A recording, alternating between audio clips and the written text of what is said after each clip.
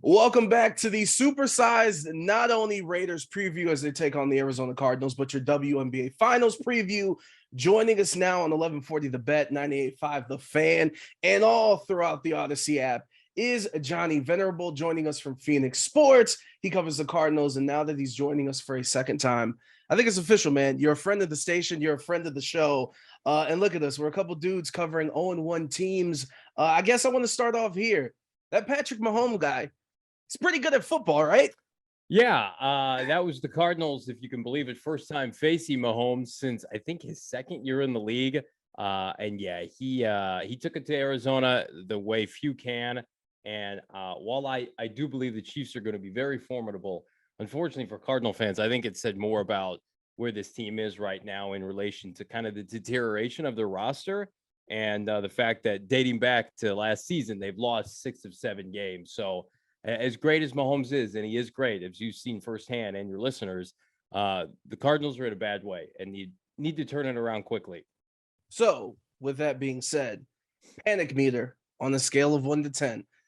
We're extending overreaction Monday right now. 1 out of 10, sure. where are you at?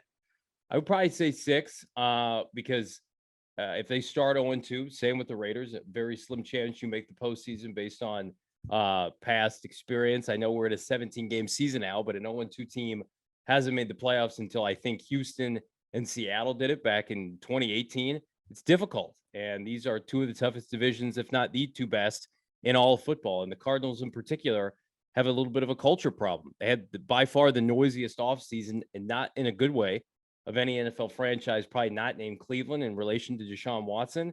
You know, the quarterback won a new contract, demanded a new contract, had an addendum about studying in his contract.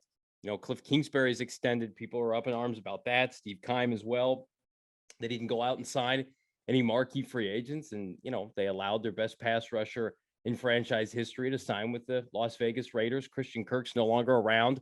They are banking on the development.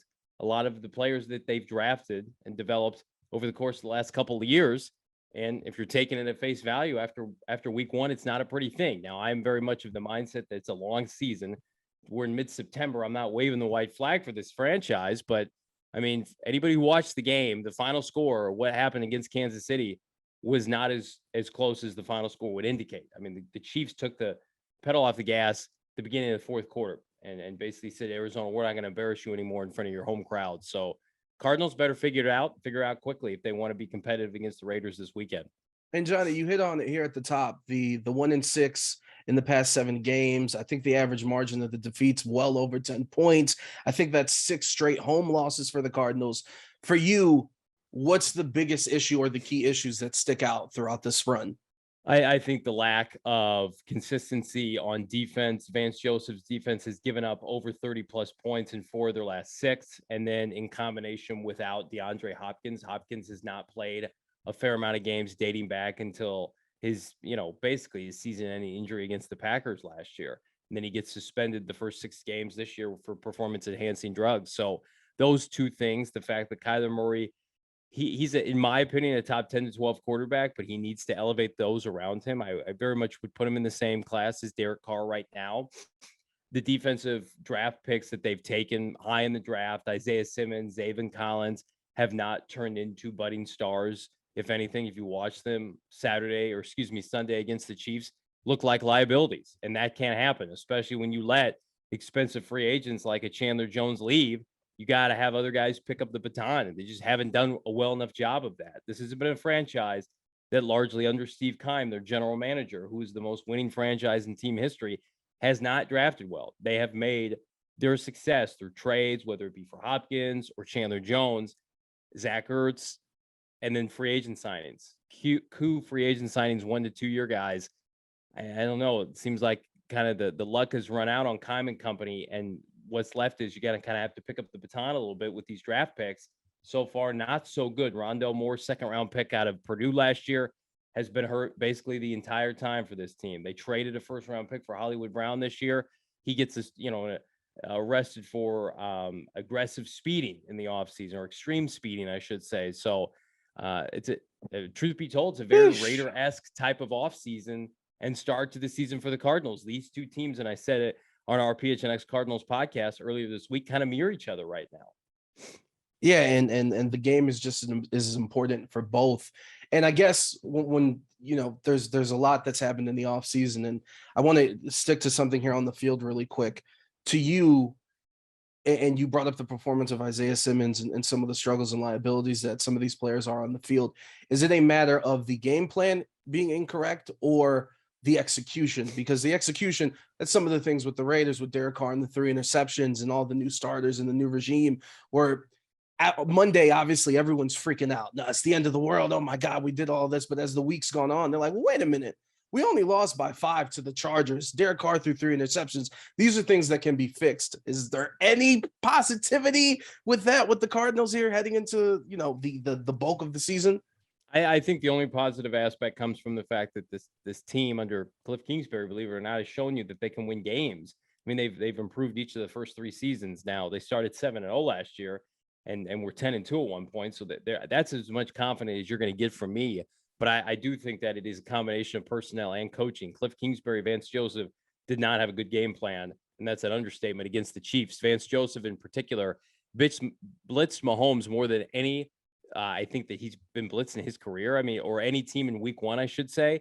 And Mahomes is fantastic against the blitz. And you could say, well, that's in part, they don't have Chandler Jones anymore. So they felt like they had to.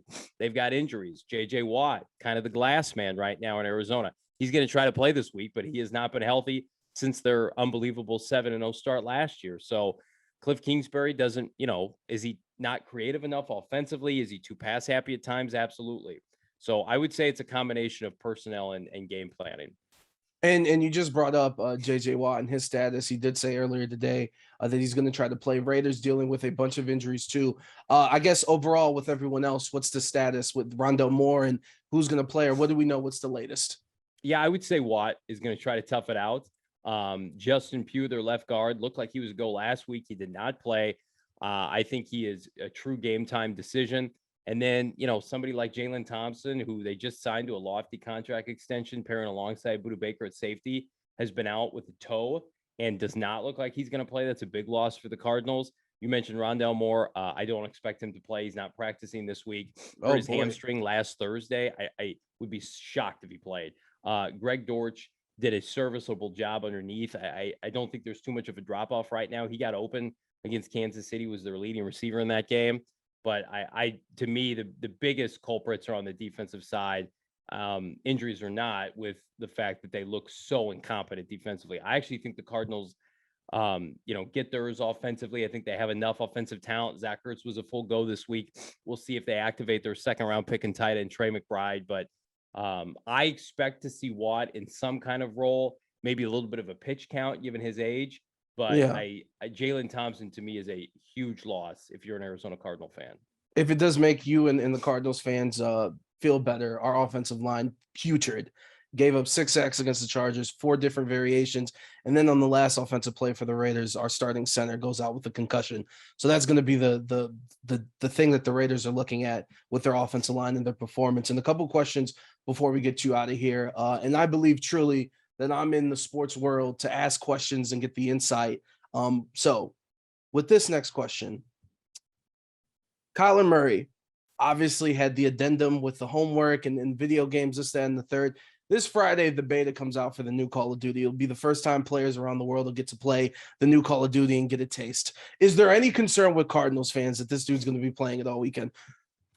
No, I don't think so. I think Kyler, Kyler is not numb to the criticism that he's under right now and how everything ties back to him and his head coach, Cliff Kingsbury.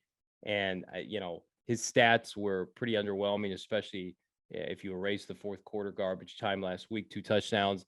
I think Kyler Murray is of the mindset that he has to carry this franchise for better or worse. I expect him to play well this weekend. I do not think video games are going to be a priority, not only this week, but this year. I think more is expected of him. And from everything that we've seen, he's ready for the challenge. And I think more so the kind of lapses offensively last week have to do with key personnel being out, new parts, trying to make it work with guys he wasn't supposed to be playing with, like a Greg Dortch and company. Sean Harlow at left guard was terrible. So I think we get a very composed and motivated and confident Kyler Murray. Is that going to be enough? We'll have to wait and see. And we'll leave off with this. Johnny Venerable joining us from Phoenix Sports. Be sure to follow him at Johnny Venerable. I need a prediction for this Sunday. 0-1 teams, season's on the line. Seems weird to say it week 2, but it is very important for both of these teams. How do you see it playing out? I don't know how the Cardinals are going to stop Devontae Adams. And if I was Josh McDaniel, I would make it a priority just to mix and match Devontae Adams and Darren Waller. The Cardinals right now don't have an answer, for either one of those players. I would say I think it's going to be high scoring because the Cardinal defense gives very little of us confidence right now. Something to the effect of Cardinals, 27, Raiders 30, I think is what I'll go with.